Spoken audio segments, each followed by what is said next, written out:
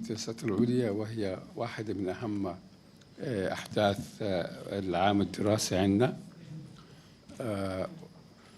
وفي العادة ندعو لها شخصية أكاديمية مرموقة لتتحدث أيضا في موضوع من المواضيع المهمة في أكاديميا وعصريا.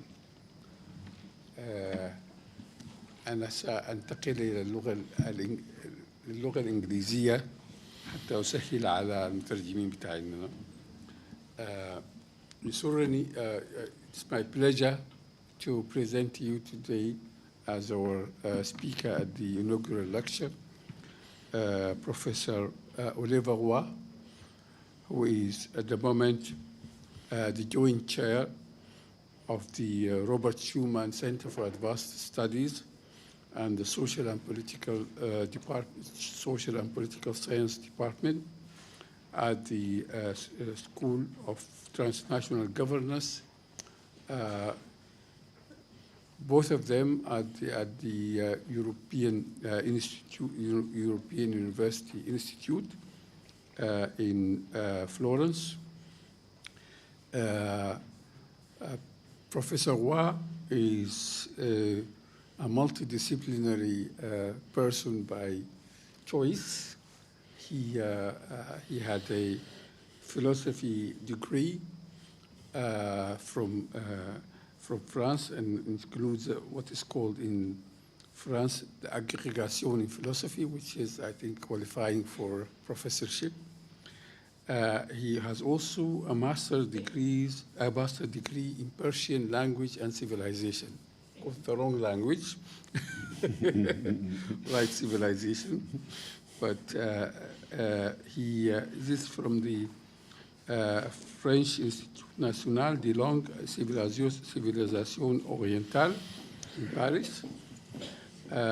He has also got a PhD in political science from the Institut d'études politiques Paris.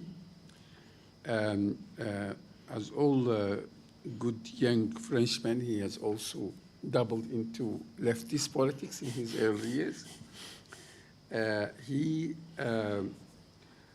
was previously research director at the French National Center for Scientific Research, and he was also a research director at the French Center for Scientific Research, SNRS, and lecturer in both the School of Advanced Studies and Social Sciences in the Social Sciences.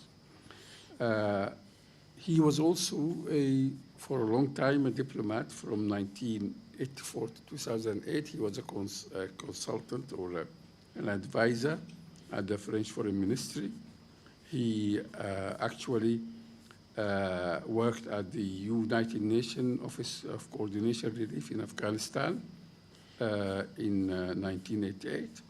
And he was also the OSCE, this is Organization for Security and Cooperation Studies, representative in Tajikistan from 1993 to 1994. So he was also a diplomat.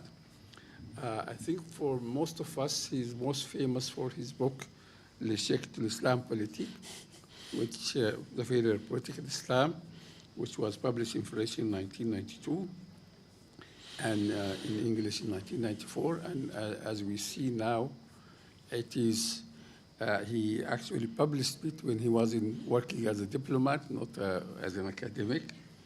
And I think he's in this and other books, especially like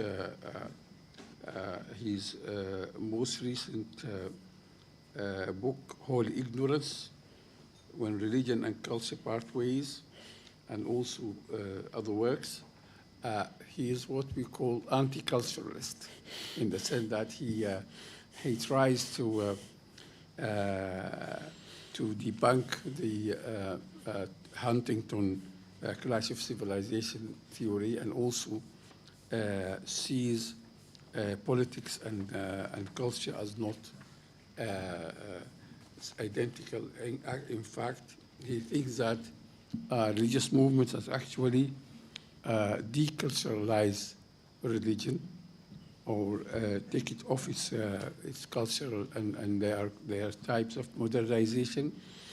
I think the issue of the failure of political Islam, its argument is more sophisticated because it didn't mean that political Islam was not there, because actually when he wrote it, I think the Taliban has taken Afghanistan, and Islamists in Sudan also took power, and later Iran went a little bit the other way, Turkey as well. So, but it's a sophisticated argument that the failure is a kind of failure to achieve what they claim to achieve, in the sense of purification, creating a pure, non-modern, anti-modern politics. And in fact, they are already, without knowing it, are victims of modernization. It's ironic that I have been invited to give a lecture in London next December under the title, The Failure of Political Islam. And this is very ironic because the institute was called Muslim Institute, which has invited me, was formed in the 1970s by Saudi money. And then its leader later aligned himself with Iran. And now it is a kind of liberal Islam. So they are reflecting on their own experience. In the sense of also a similar thing, there is an author named Rudolf Peters. Probably you know him. He's a Dutch writer. He wrote in his book, which came out in 1979, Islam and Colonialism, The Doctrine and Jihad of Modern History. He wrote this paragraph, which I quoted, that as a result of the prevailing secular nationalist ideology, the doctrine of jihad was relegated from the political to the religious domain. The present-day function of jihad declarations had thus become similar to the blessing of arms and the sprinkling of holy water on tanks by Christian clergy in case of war. Now, he wrote this book in 1979 also, which is the year, as you know, the Afghan jihad and the Iranian revolution and all other things. Incidentally, when I gave a paper in which I quoted this in Edinburgh many years ago, the guy turned up, he was present there. He said yes. And I said, yeah, at that time it was right.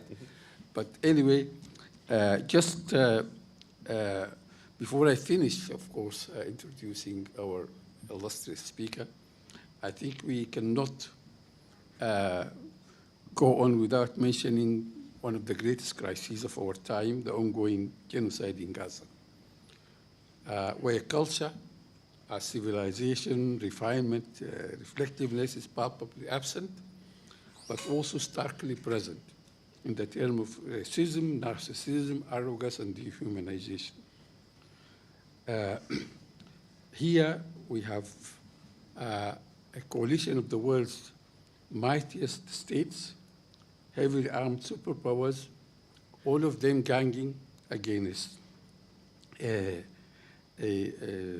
most deprived enclave, describing it as the greatest threat to humanity. A territory which is already under occupation by the attacking power, which has no army or even a credible police force, is being assaulted from air, land, and sea, as the attackers proudly boast. There are no tanks or fortification to attack, only family homes brutally flattened as their inhabitants' bodies merge with the rubble. This modern savagery is described as the war of civilization against barbarism. I have often compared Gaza to the Warsaw Ghetto. The only difference is that there is no actual uprising, and the genocide is fully televised, with everybody cheering loudly, including those who should have identified with the victims.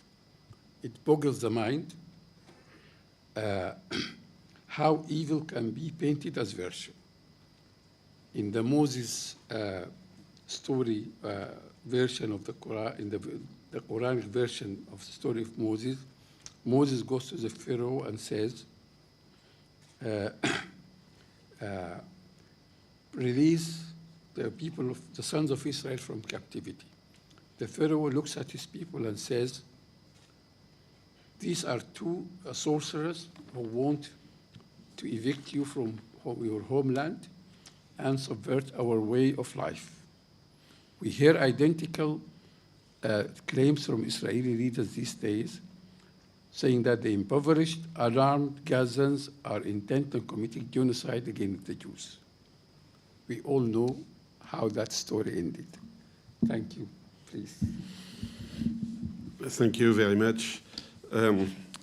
Yeah, it could seem a bit futile to discuss about culture in the present circumstances, but I think that we should look at the long term, and the crisis of culture is something which has an impact, of course, on politics, on political mobilization, and on national issues also.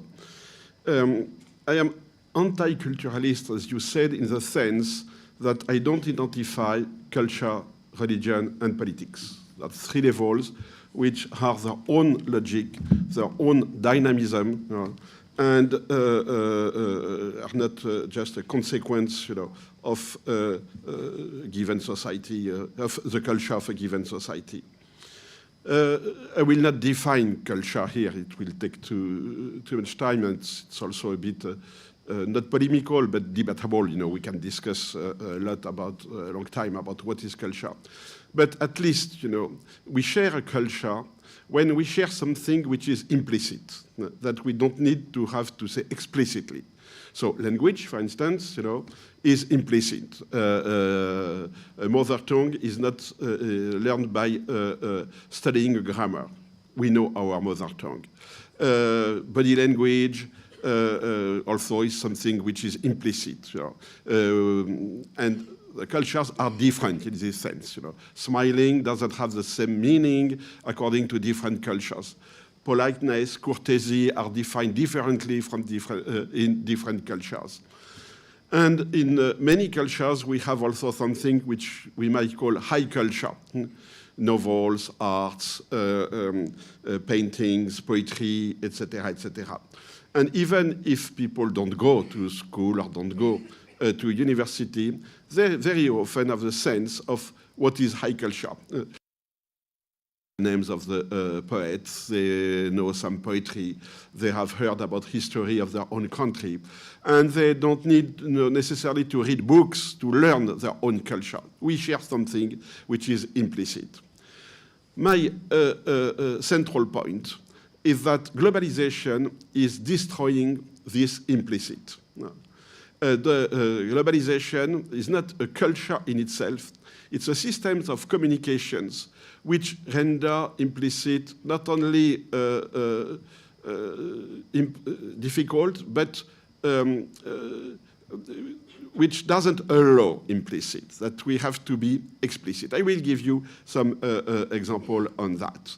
But the first thing is that globalization used to have an effect of deculturation, of undermining the very concept of culture. Let's start with communication, the way to speak. We used to say that now English is the global language. I disagree. It's not English, it's globish. The English we speak is not connected with English literature. Not only we don't need to know Shakespeare, but we should not know Shakespeare. If you make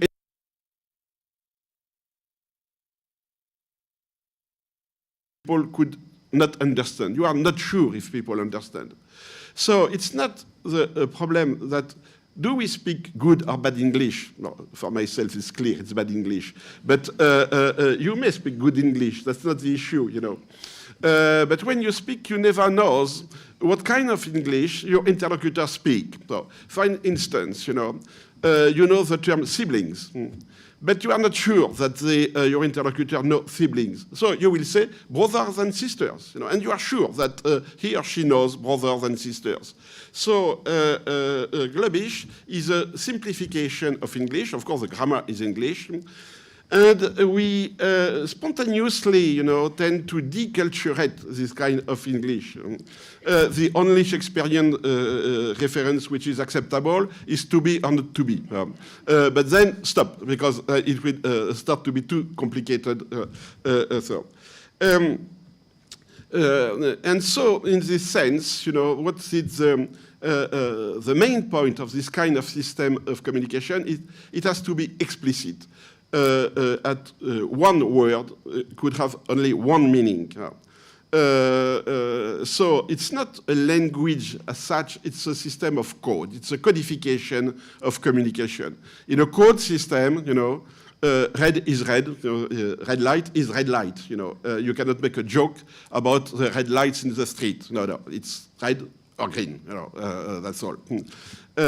So jokes are very difficult to do. And now, as you know, in academic life, we are advised not to make jokes. First, because people might not understand that it's a joke. They may be a bit infuriated. It may be seen as unfair for some people, etc. So, no jokes, no implicit. It's good for communication, of course, because it makes communication easier. But it cut communication from the very concept of culture. And this is not just an issue of language. If you see, well, in Doha it's very, just go to the streets.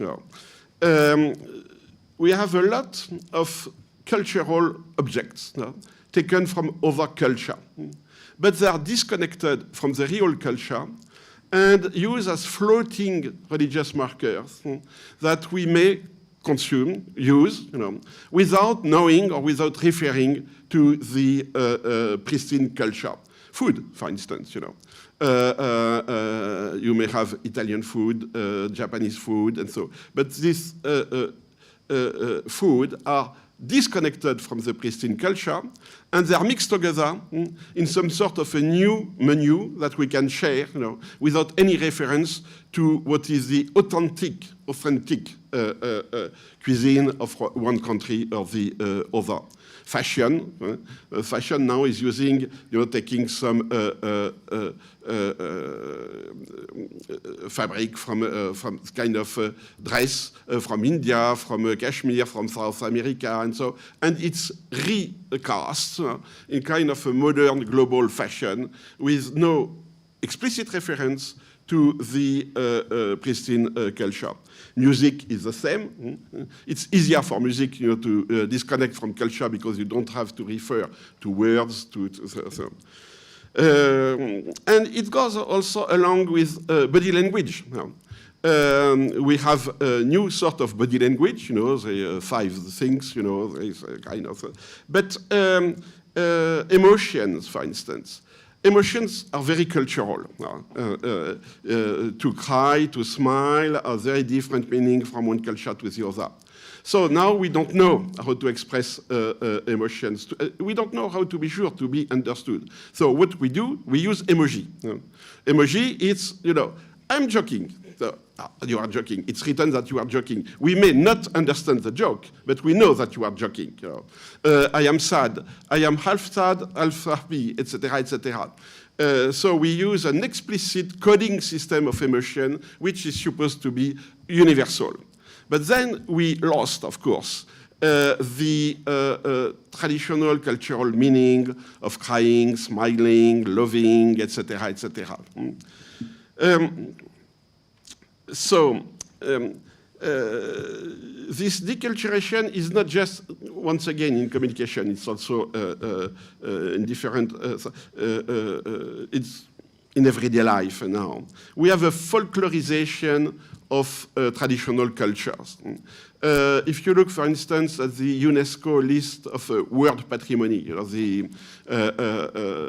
cultural objects which are supposed to be from a specific culture and for a whole audience. In this sense, you don't look at the given culture. You look at one marker, you know, at one element in one culture. You cut it from this culture and you make it, you know, a universal cultural symbol. The best or the worst, depends, you know, example, is the French baguette, you know, the bread. You know. UNESCO has decided that it's part of the world culture. Wow. As a representative of French cuisine. And usually the more universal an object is, the worse it tastes. You know. So nobody is winning in that, except that we have our own French marker erected, you know, as a symbol of a world culture. So in this sense, it's what I call folklorization of the culture. And interestingly enough, you know, in more serious context, we have also this deculturation effect, religion. You know.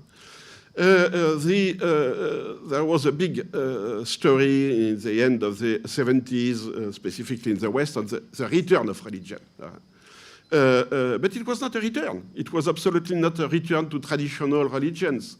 It was a reformulation of religion in a global environment. Evangelicals in the USA, Salafis in the Muslim world, they used to explicitly disconnect the religious norms and creeds from traditional culture. For them, culture is either profane or pagan, you know, but it has no interest in itself. You know. It's more an obstacle for a very religious life than a support for a religious life. So it explains why the fundamentalist form of religions have been dominant in the so-called return of religion. And now the issue of reculturing religion is back on the agenda. We'll go back to that, you know. We know it's not, so it's Christianity, in Islam, but also in Hinduism, how to repatriate, how to reroute religion in a culture. Which means that there is a clear understanding that the disconnect between religion and culture is part of the crisis of culture, and is not necessarily good for religion. We may go back to that. Another element here is a culture is linked with social links, you know, with sociability. Of course, it means that we are part of a community in which even if we disagree, you know, on different topics like politics, we share something in common. We have a common collective identity. And here, globalization is connected with neoliberalism. Neoliberalism, it's interesting because it's not only the extension of a market to the whole universe, the whole world, but it's the individualization of the economic actors. And that's, for me, the main trait, the main factor, the main element in neoliberalism. Neoliberalism doesn't know social classes, doesn't know capitalist class against working class.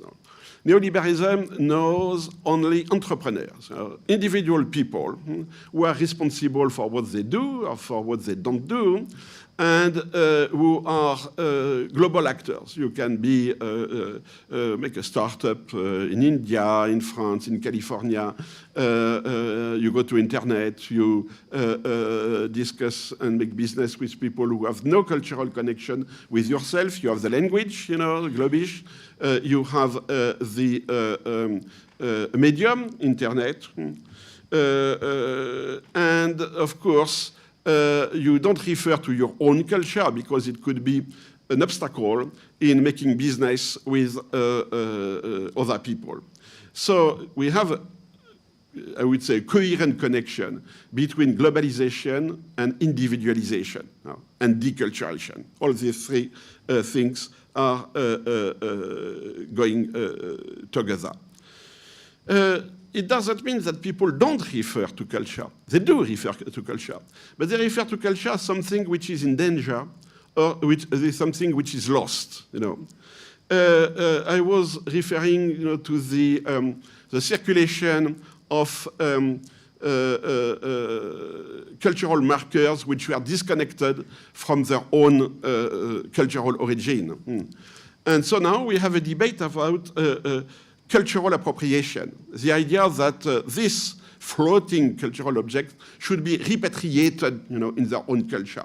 For instance, in Italy, you have a huge debate. It's not a debate because they know what they mean.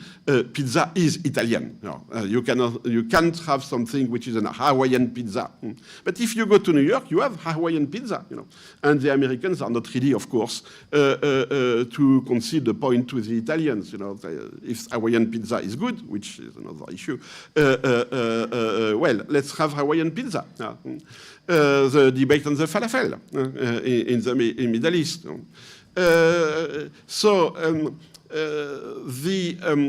music also, the salsa, you know that some Latino American music became very popular in the West, and then you had a protest saying, no, this music is our music.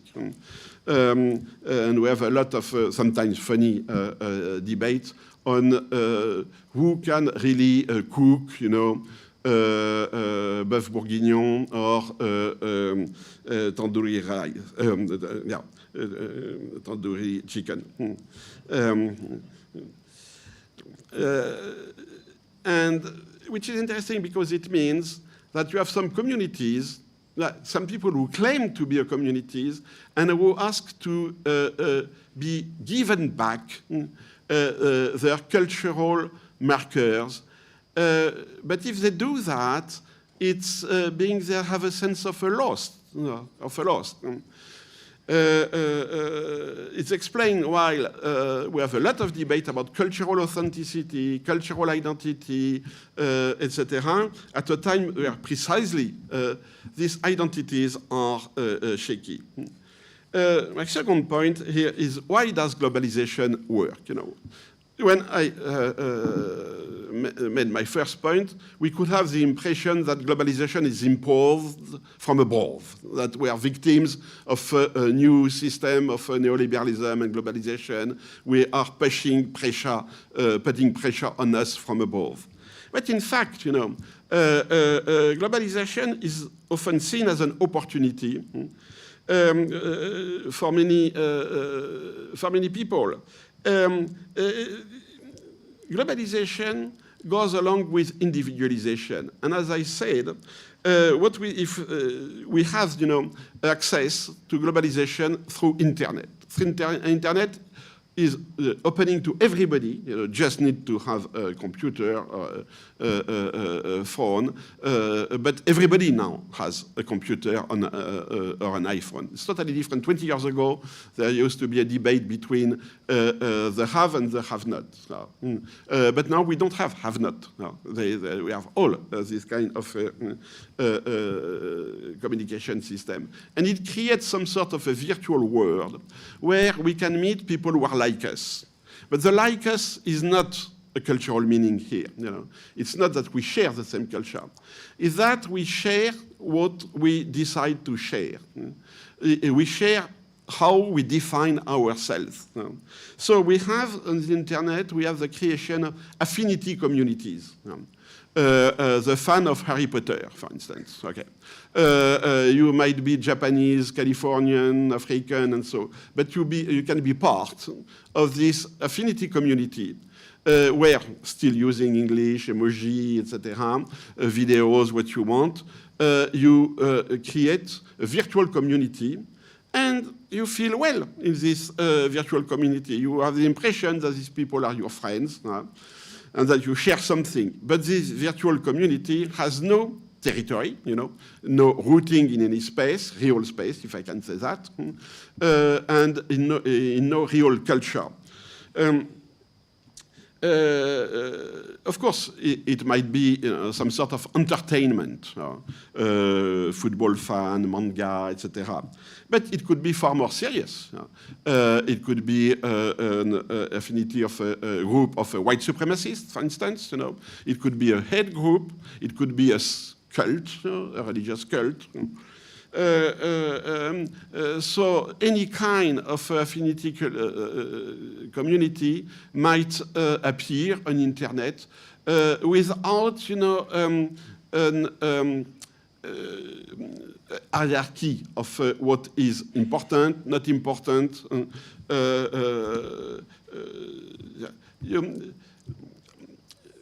And something which is also interesting, these communities, they always have the impression to be under pressure from other communities. All these virtual communities, they need boundaries, and they don't have territorial boundaries. So very often they need an enemy, somebody against whom they can define themselves. Hate speech is very connected with virtual communities, with the concept of virtual communities. Because you don't, in a given society, you may disagree, but you have to socialize with people who don't think like you. If you go to the bakery, well, you will meet people who don't necessarily think like you, and you have to discuss, to say hello, and so on. So you tend to compromise, to avoid a direct confrontation, at least, until you reach the real things where you cannot compromise. So in this case, it makes sense. But when you are in a virtual community, you have the impression that you don't have to compromise to anything. It suffices to be different from somebody else, and that creates a boundary in itself. So we have this kind of identity politics, which is more and more important.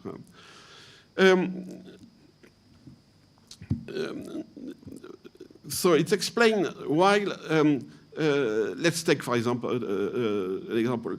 These affinity communities are, in fact, a collection of individuals.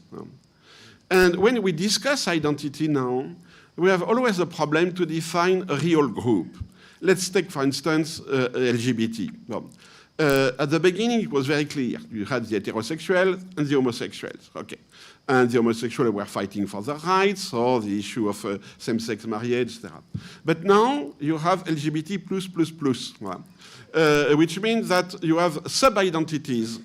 And if you look, you go to the +++, at the end, what you have, an individual, a guy or a girl, or something between both, says, I am what I am. It's my identity to be like this, like that. So this kind of identity communities are not real communities. That's the big problem, It's a collection of individuals, and at the end, you have just, the individual. I give you an example as a professor, so I have students, which is good. And since 20 years, there is a trend among my students. I speak only about my students, okay. Okay, professor, I would like to do research on this group, okay, because I am a member of this group. They are like me, I acclaim them, so I am the only person who can understand this group. And the group might be anything, an ethno-nationalist group, a sexual category, a social category, etc., etc. But usually I let them do, okay, go to your group. And of course, there is always a problem, because you might be exactly like the people you study, but there is a difference. You are the person who studies the other. You have an extraneity towards the other. Some of my students, they came back from the field, and the field was their own people, and came back a bit disenchanted, because at the time, the people they were working on used to say, oh, you are doing a PhD, working on me, but what will you do after? Ah, you will be a professor. Okay, but me, I will still be in the same position than I was when you started your PhD. So there is a difference. It could be a social difference or just a difference of hierarchy. You are, in fact, above me. So that's in fact, you don't have community where people are equal. You have always this kind of distinction. Let's take another example, multiculturalism. Okay. If you look at the concept, it means that you have people from different culture, and from migrants, for instance, they come to France, Muslim migrants, and they keep their own culture, and the dominant French culture is different, so we have to live with two different cultures, and so. It doesn't work, because the migrants, they lost their pristine cultures. Even if they don't want, they lost it. When they come back, for instance, when the second generation Muslims in France come back to Morocco or Tunisia, they are seen as French. And in France, they are seen as Tunisian. So you always have this kind of discrepancy. And so when they decide to assert themselves as a specific community, they have to choose identity markers. Because they don't have a real social culture. So, and they might choose religion, for instance, Islam as an identity marker, but they have to reconstruct, to reinvent what is Islam in a Western context. So they may decide, for instance, that to be Muslim is to wear a veil for women, at school, which is not an issue elsewhere, but suddenly becomes the issue. Or they invent things which do not exist, like the burkini in a swimming pool. You see that it's always about how girls are dressed, the debate. It's never about boys. They tried, in 2004, when the government made a law to ban ostensible religious signs from school. Somebody said, okay, but the scarf is exclusively for women. So what about boys? And they say, okay, so we will say that the birds are distinctive Islamic religious signs. But at that time, that was the fashion of hipster fashion came on the market, and all the guys, came with birds, the same bird. So the government said, okay, let's give up the birds and let's stick to the scarf, and the same with the abaya now. So here I'm saying it's not a cultural conflict, in the sense that we have two very different, cohesive cultures opposing itself. It's the reconstruction of an identity by using floating markers or inventing floating markers of identity, and trying to bargain or oppose, these markers in order to be recognized, in order to find a place, to be recognized.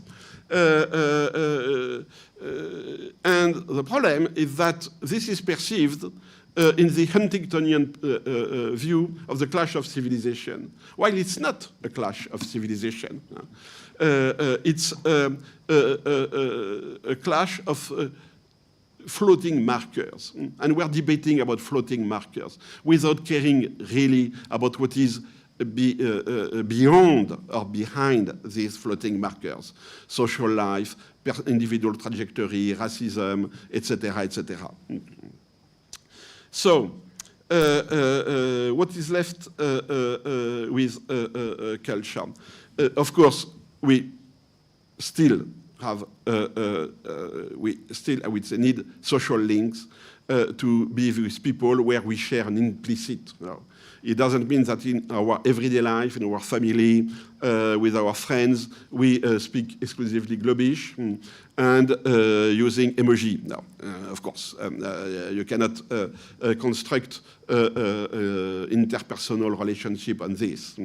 But the tendency is then to I would say, there is some sort of withdrawing of culture to familial, local, tribal, use the term tribal is here, not in an anthropological sense, but the idea that I am with mine people, you know, I am living with my people. So you have some sort of a shrinking of the social work to your tribe, which can be any kind of... and it's a problem at different levels. One of the problems is political mobilization. In the campuses now, North American or Western Europe campuses, the big debate is about the small difference, you know, LGBT++, cancel culture, what should we do with painting, with statues, you know, with names of our conference hall and all these things. You know. And once again, you know, you don't have the good and the bad, but everybody is speaking the language of the good and the bad, you know, and the language of morality. So what we see is a normative impact, a considerable normative, the extension of normativity to organize everyday relationship, to organize relationship in the working place. Just for people who are above 30, just think about what your institution had for regulations 15 years ago and what your institution has for regulations now. The number of regulations, of laws, of principles, of charts that you have to sign, declaration, acknowledgement, all this kind, you know, of warnings, of precautions you have to take before speaking. So we have an extension of the normativity of everyday life, especially in our working places. And that's a consequence of this exigence of everything to be explicit. It's normativity. But the normativity divides people. It puts you in a small box where you fight for your rights. And it's, so what I'm saying here might be controversial, but if you take, you know, the USA, which we are here, you know, in the Middle East, I am European, so we can speak about the USA without problems. We had, in the USA, we had the most right-wing administration, you know, with Donald Trump for 4 years. And at the same time, in the campuses, the debate were about LGBT rights, cancel culture, etc., etc. The campuses were looking at themselves. You had Black Lives Matter in the streets, but it's very different from the time of the civil rights, where the students were going outside the campuses, you know, mobilizing, you know, in the streets, taking part in public life, etc., etc. And now I have the impression, you know, that we have this kind of narcissistic withdrawal towards your small group, your small affinity group. And it has an effect of what I call depolitization. And to have a real society, we need a political approach of society. We may disagree about what is the best political system, things like that. But we have to consider society as a political society, as Aristotle used to say. And now, yes, we look at politics by looking, you know, at internet, and far less in our in the real life of the West, of course. So now the last point. Yes, can we think to go back to authenticity, to real authenticity, not this kind of constructed identities, but something, culture that we can share anew as a common culture. I am skeptical, of course, because I think globalization, we cannot escape globalization. It's clear. No. Fighting globalization doesn't make sense. What we can do is to try to use, in a sense, a globalization to do something more.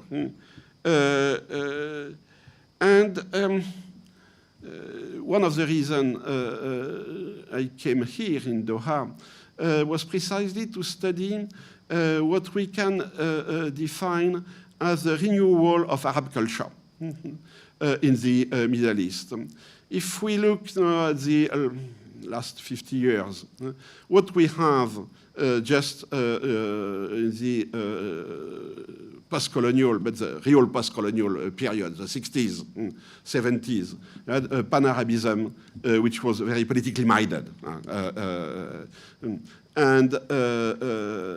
So with references to Arab culture, but in a political perspective of some sort of unification. Then, the end of the 70s was start of the Islamization. And of course, what is the relationship between Islamization and Arab or Persian culture? If we look at the part of the world as I did before. Is it a prolongation, or is it, on the contrary, a way to undermine traditional culture in the name of a global perception of what religion is? So we had some sort of 30, 40 years, on debate on Islamization. I think that now there is another chapter which is opening. That, as I said, yes, 30 years ago, political Islam is a failure.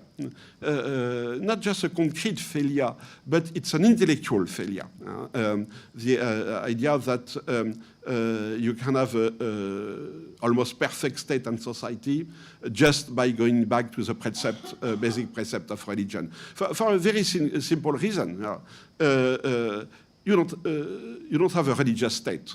Any state is secular in the sense that any state, it's a state which defines what is a room for religion in the society. Takes Iran.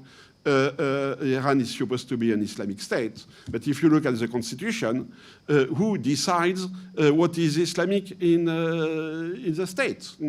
At first it was a parliament, but of course they disagreed on what Islam means, so they decided to create a Council of the Guardians, which was supposed to check the Islamicity of laws, and of course it didn't work, because they did never find an agreement between the parliament and the council, so they decided to establish a council of experts, which was the final referee, and the council of experts was made of the people who made the revolution. That's very simple, So, just an anecdote. In 92, I think, I went to Rome in Iran to make a conference, a lecture, at the, no, in 94, yeah, Mufid University. So it's relatively liberal religious university. And the French embassy advised me not to speak out my book, The Failure of Political Islam. They said, probably you will not. So make a lecture on Islam in France. So I started my lecture on Islam in France, and were mullahs, religious students, in front of me. And everybody was very bored, when they understood that most of the Muslims in France are either Arabs or Turks, that's how. And after 10 minutes, the professor, the head of the, said, well, professor, could you stop to speak about Islam in France? Why you don't speak about your book, The Failure of Political Islam? Because we won. And there was a debate, an interesting debate. As I said, it was the most liberal university of the religious university. And my argument was, who guards the guardians? Yeah. It's easy to say that these people are the guardians of the law, but who guards the guardians? And a young mullah, imam, he rose his hand and said, the Kalashnikov. And okay, I said, that's exactly what my point, At the end, it's always a political power which defines the place of religion. So now, how to push, is it possible to push for going back to culture? What does it mean? What are the relationships between culture, ethnicity, nationality, globalization, religion? That's the real question. And fortunately enough, I am reaching the end of my time, so I'm not obliged to give an answer to the question I just asked.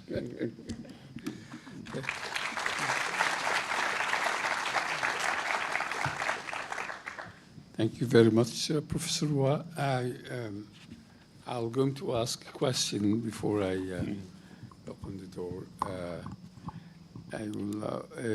I mean, you seem to assume that there is some authentic culture, and that this globish culture is probably something artificial or not really real. Why is it not just a culture like every other, maybe the new culture? Because it destroys anything which is implicit. Everything has to be explicit, in this global culture. And for me, a culture is based on a shared implicit, something that we don't need to say explicitly. And this transition, from implicit to explicit, you find it in some unexpected domains. In psychology, for instance. When I was a student, psychoanalysis was the culture of concerning, the psychology. And psychoanalysis is by definition based on the concept of implicit, that you have an unconscious, that you try to bring to some extent to consciousness, but that you will never bring totally to consciousness. Okay. And now we have this kind of social behaviorism where everything is defined by your comportment, your attitudes. There is no research on what is your inner self, what you really care about.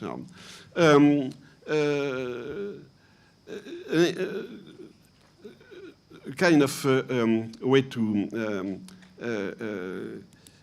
I'm thinking of Alcoholics Anonymous. Yeah. It's not biographical, just an example I give.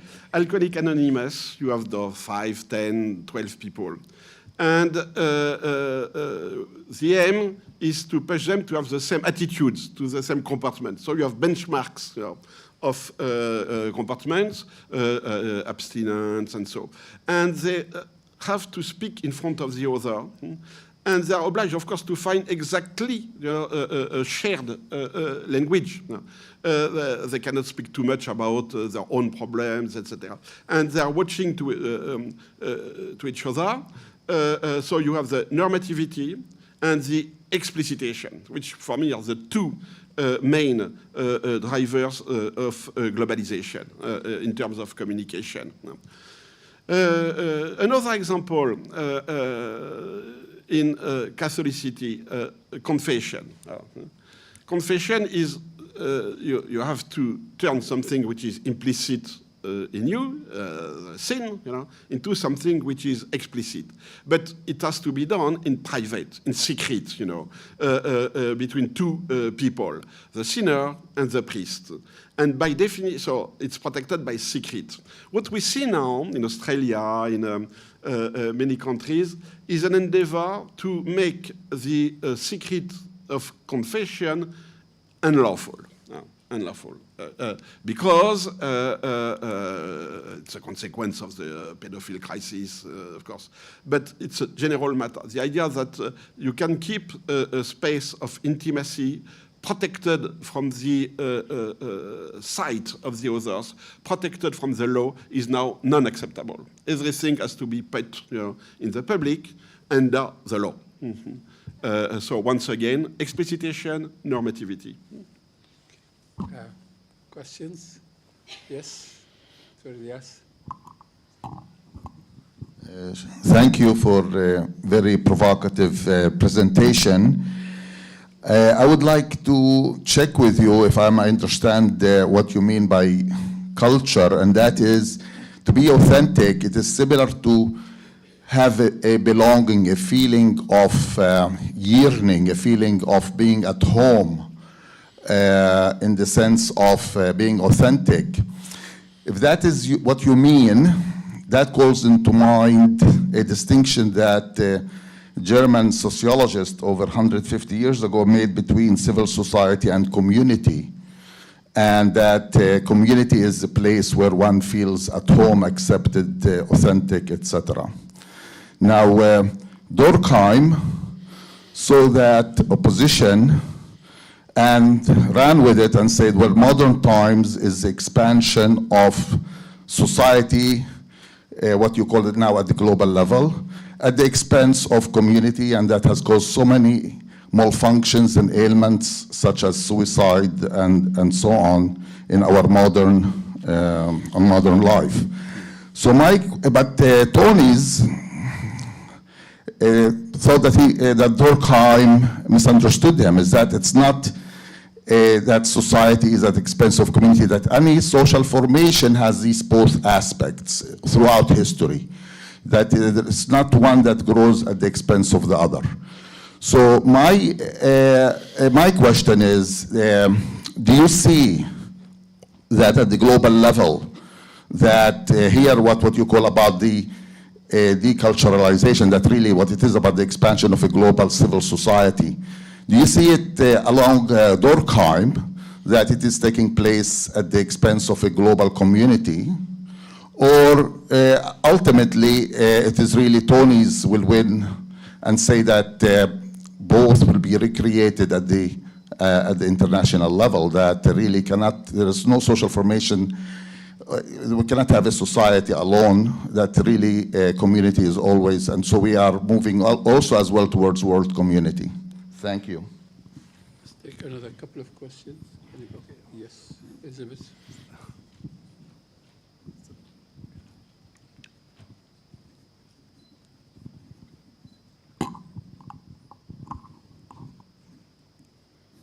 It's working.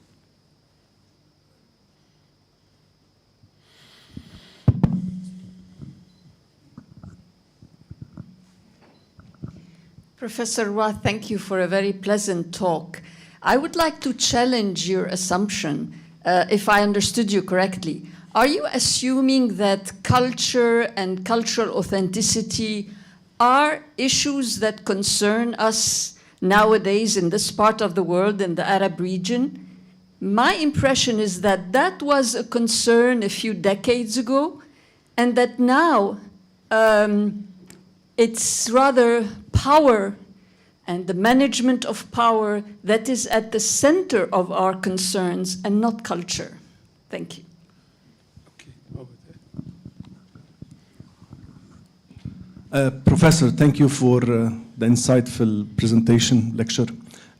My question is, it goes around globalization's advancements when it comes to technological advancement. Now we see many centers of powers worldwide, they own these advancements, like let's say social media. China, India, countries like China, India, even Russia, they have nationalized and mastered the game of producing these knowledge dividends that were outcome of globalizations, and they're using it to protect their own national cultures and identity as well, by producing their own softwares, social media platforms, etc. So we see a counter current now to the origin or to globalization in its original format and beginnings, which originated from the West mainly. But now we're seeing it fragmented, and we see technological advancements and tools that are outcomes of globalizations being nationalized and reproduced in certain societies and powers. And this also more or less, I would like to get your perspective on this. I mean, is it really one stream when we talk about the globalization, and we have multi-centers of globalization now, and they protect or contribute to protecting cultures and societal values, etc.? Thank you.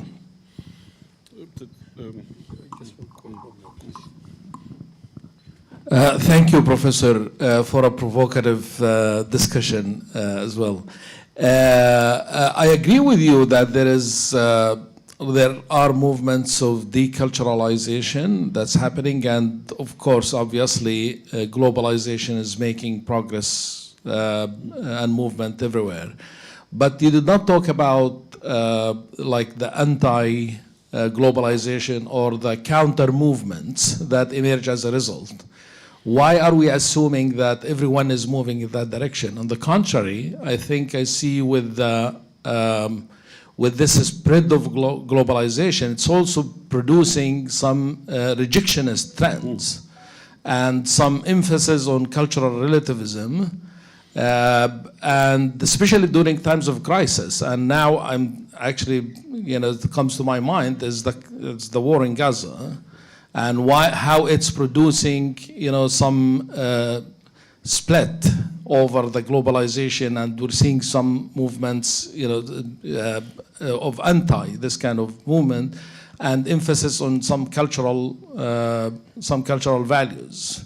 So, what is the future of cultural relativism and the counter movements that would result because of this kind of globalization? I assume it also emphasizes some indigenous cultures, where some people or some movements, some trends would resort to that emphasis of cultural relativism. Thank you. Yes, for the first question, so you have Gemeinschaft, Gesellschaft, so that's a very important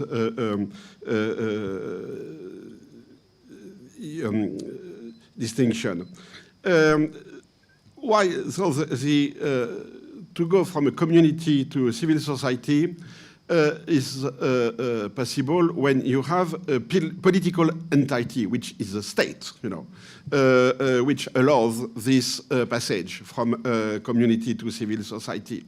And Durkheim, the sociology was born in a way in this transition from a study of society to the emphasis of the state. And it was very clear for Durkheim. He did consider that it's, in a sense, it's the state which makes modern society. So he didn't use, of course, the Max Weber terminology, because it was he wrote before. But clearly, for him, the transition from community to civil society is a progress, and it's a progress because it allows the rise of the modern nation state. Why? When I speak, and you are right, the terminology I use is closer to community, to define culture as something with a community, than to a civil society. It's because we have a crisis of the nation state. Clearly, globalization, what is first? I don't know, that's, I don't want to make some sort of philosophy of history, but globalization goes along with the crisis of the nation state. And there is a clear backlash among national societies, to deplore, to look for a return to some sort of a nation state. It's here that we have the connection between culture and politics. The populist movement, they claim to express traditional culture, and they are very ambivalent towards the state because on one hand they are anti-establishment, but on the other hand they want to have real borders, re-territorialization of politics. So they want a state without wanting politicians, which is the big contradiction of the populists. So what we see now is this. And here I am going back to the other question because it's all around the same issue, the backlash towards globalization. Of course, the opponents tends to use, you have two ways to fight globalization. One is nostalgia, and the other is the idea that there will be a post-globalization world. Nostalgia is, in fact, it is always expressed as a return to the past. But it's never a return to a past. It's always a reconstruction of what we see as a traditional culture.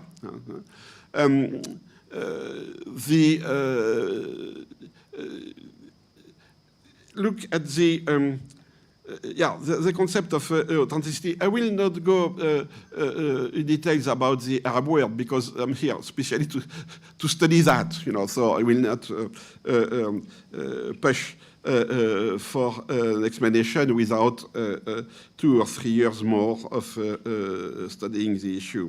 But if we look, for instance, what you said about the nationalization of the virtual space of Internet.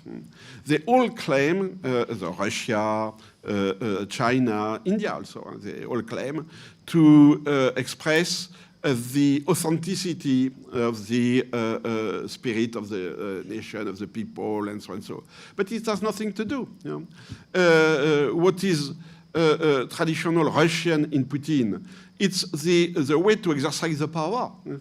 It's a normative system. In China also, of course, China will mention Confucius. But if you look at the way they control, at what they ask from the people, it's the same thing. They ask for conformity, obedience, submission, and to be a good citizen, meaning to do what the state asks them to do. So two very different countries, Russia and China, claim to go back to very different cultures, but in fact, the way to reinstate some sort of a social discipline is the same.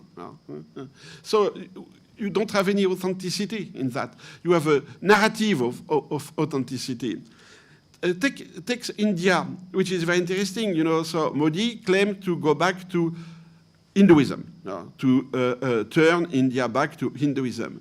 But the Hinduism he is constructing has never existed in India. Hinduism is a civilization. You have a very different ways, from Kerala to Uttar Pradesh to express yourself as a Hindu. You have the caste system, which is a sociological, anthropological system. Of course, Modi never says that we have to go back to the caste system. He cannot say that for political reasons. So he ignores what is one of the sociological basement, if I can say that, roots of Hinduism, by reconstructing some sort of homogenized Hinduism which never existed. And all that, in a very normative system.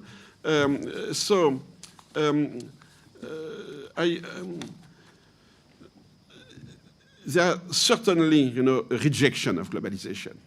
Obviously. You have counter movements. You have an emphasis on cultural relativism, etc. Sure. But it's never in favor of pristine culture or something which existed before, And I think that people used to frame, many people used to frame the present conflicts in terms of culture, a clash of culture. But I think we have to speak in terms of geostrategic alignment, of domination, of power, and of course knowing that the powerful use the language of culture to authentify, to roots their domination. But, and here I might be a bit cynical, but the real issue is domination, and not clash between culture and civilization. That's the last question, you remember? Did you respond to the last? Yeah, I think if I didn't respond... We have another round. Yes.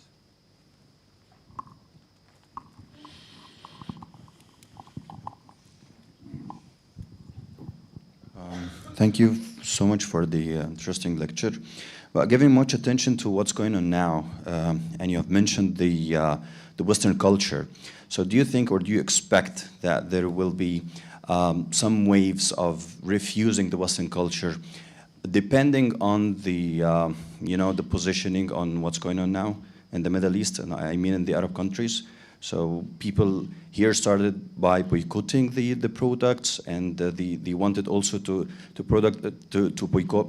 Like many of things are coming from the West, so the people are supporting the other factors that they supported the genocide, for example, in Gaza and so on. And thanks.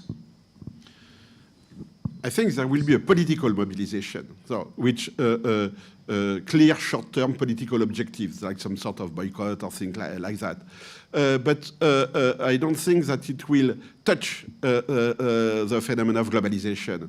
Because in fact, globalization is not just Westernization. It's above Westernization. It's working mainly on the side of political Westernization, of political domination. But it's more than that. And it has profoundly affected the traditional cultures in the world. So I think that there will be this disconnect between globalization and resistance. Resistance, it's my view, resistance might succeed only politically. But culturally, it's too late, in a sense. But of course, when you have a political movement, you express it in cultural terms. You cannot just speak about politics. You have to find another way to express feelings of being of the same community, the sympathy, the affinities, etc., etc. But this discrepancy between the quest for a new sort of affinity, brotherhood, feeling to be in the same side, and the effective geostrategic balance of power, this discrepancy is a big problem. In a sense, to express the conflicts in purely cultural terms is a dead end. And the problem is how to rehabilitate politics, political alignments, etc., without concept of a nation state. And I don't know. I don't know.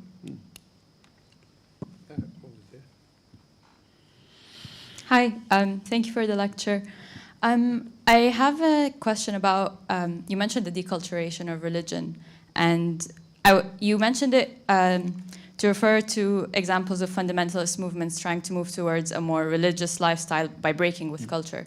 But I thought of an example used by more quote-unquote progressive currents. For example, there's currently a wave that tries to deculture Islam with the purpose of making it look better. For example, they would assert that certain acts are not actually religiously excusable, they are only cultural, and so we should break with them for a more progressive lifestyle, but in the name of Islam. Would you consider this a deculturation of religion, or is this something else? The question? Would you consider this a deculturation of religion, the same as what you mentioned earlier, or is it, how would you make sense of that? And yeah, I have a second question. I'm wondering if it is true that it is not, globalization is not necessarily being challenged by reactionary politics, but the universal is being challenged by reactionary politics, and reactionary politics do utilize culture to give themselves legitimacy. So is it perhaps dangerous to talk about a crisis of culture when we are facing a crisis of the universal more than a crisis of culture, because culture is being discursively used to assert power and domination. If we don't have any more questions, I'm going to put a couple of questions. You mentioned in your talk that globalization is not something imposed from above. Rather, it is a choice in most times. So why do you think then it is a problem, or there's somebody complaining against it, or is it going to be reversed? A related question is, I think I spoke about Islamism, and Islamism has started when it started in the 20s as an anti-Westernization. Sorry, anti-Westernization, not at that time globalization was anti-Westernization. And it would appear that it has achieved quite a lot of success in this, in reversing Westernization. If you look at Iran or Egypt today, or even in the West nowadays, the Muslims who are there are not that enamored with. So there might be some kind of success. And finally, regarding an anti-globalization these days, which is coming from the West. I mean, Anti-globalization. Yeah, anti-globalization. I mean, for example, the populism of Trump, or the populism of in Bulgaria and other areas, seems to be a Western anti-globalization, anti-Western. And if we go to France itself, I mean, France at one point was quite worried about French culture, although France was playing this double role. That's trying to spread its culture globally, but at the same time, looking at protective about culture at home with English language and all this. So I think, yeah. Yeah, I think it's deculturation of religion. Yeah. Any kind of, but you have different way to deculturalize. You know. Either you consider that it's just tradition, and it's you can have a progressive, conception of deculturation, or you can consider that culture is the problem, which is the case for most fundamentalism. You know, that they are a critique of tradition. Sometimes in the name of tradition. That's the complexity of the issue. Using tradition against tradition, and of course reinventing, tradition. The problem with globalization, it's both imposed and internalized. We all use internet. We all speak Globish. We all live in a world of entertainment, which is sharing, a lot of common music, all what you want. The entertainment culture is globalized, largely. Of course, you have local entertainment scenes with where the local languages are valorized, etc. But I think that the people who with consciousness, they decide to fight globalization, are in fact, largely using the tool of globalization, which means that are these movements, anti-globalization movements, successful? Let's take Salafism, which is also interesting. I don't think that Salafism was able to thwart Westernization in a sense. By disconnecting religion and culture, Salafism, in fact, creates a system of religious norms which are transposable to other societies. You have in France, for instance, but it's the same in many countries, you have a lot of debates on how the Salafis are discussing between themselves how to be a Salafi in a non-Muslim society. And some of them say it's easier because we are not thwarted by our own culture. You know. We can now create an explicit system of norms without being hindered, being stopped by our own cultural perception of religion. Iran, Iran is an Islamic state. And I would say that probably the Iranian society is the most secular in the Middle East. It doesn't mean that the people are godless or materialist or what you want, you know. But they more and more distantiate themselves with the official religion, and either they reconstruct, reinvent their own spirituality. They may go back to former religion like Zoroastrianism. They may use, you know, this new global spiritualities, yoga, etc., etc.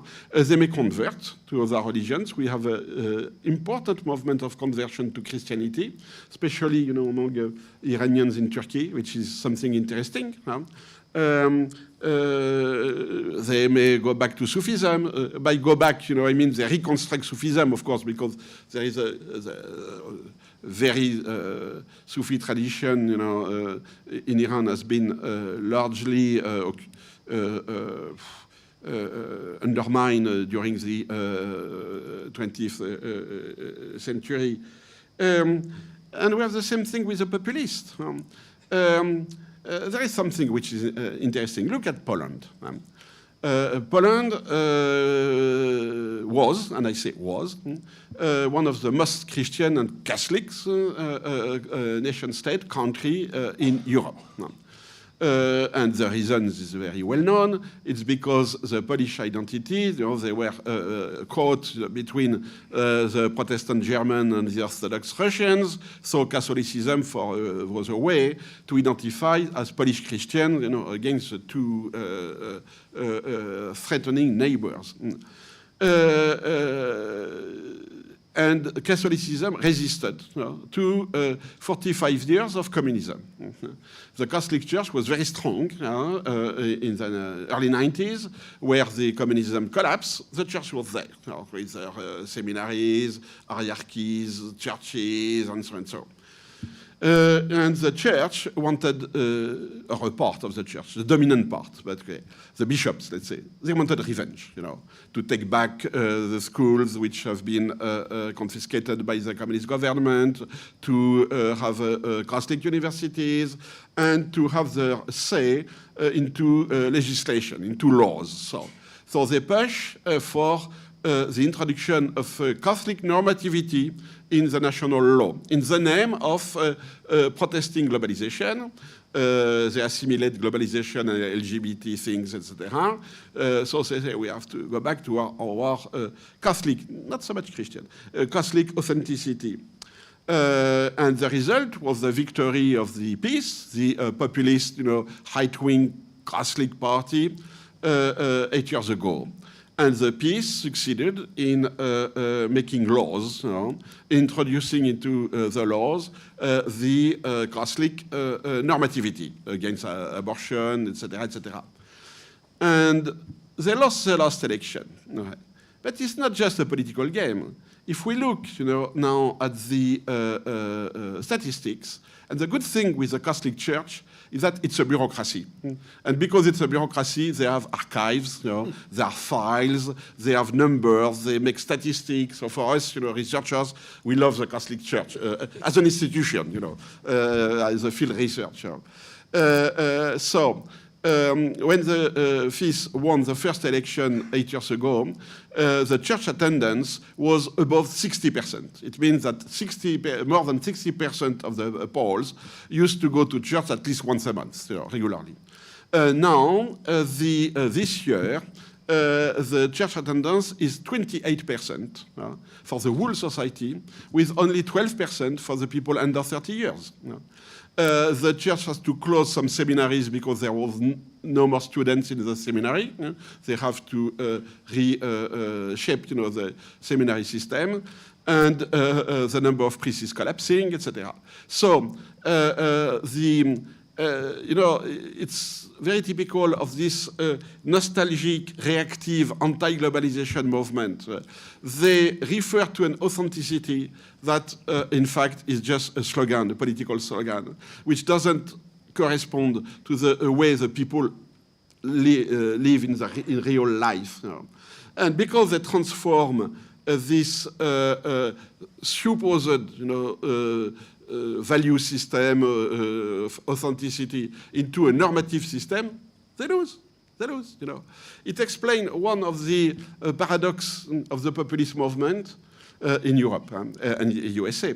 They all claim a return to the traditional family life, and they all choose leaders who are a counter-example of what a Christian family life is, you know. Mr. Trump, Mrs. Meloni, it's not a judgment value, you know. But if we take the three dominant women in Western Europe, you know, in populist movement, Marine Le Pen, Marion Maréchal, and Mrs. Meloni, none of them is married with the father of their children, divorce, no family, or, you know, not a Christian family at all. No. And it's the same in most of Europe. No. So it means that the liberal values of globalization have won, no, even among the people who claim to return to the past. And this leads to some sort of anxiety, you know, anxiousness, because when you have such a discrepancy between your political agenda and your own real life, it's a big problem. Thank you very much. You seem to have an answer for everything. Let's thank Professor Olivier for an excellent lecture. Thank you very much. Thank you.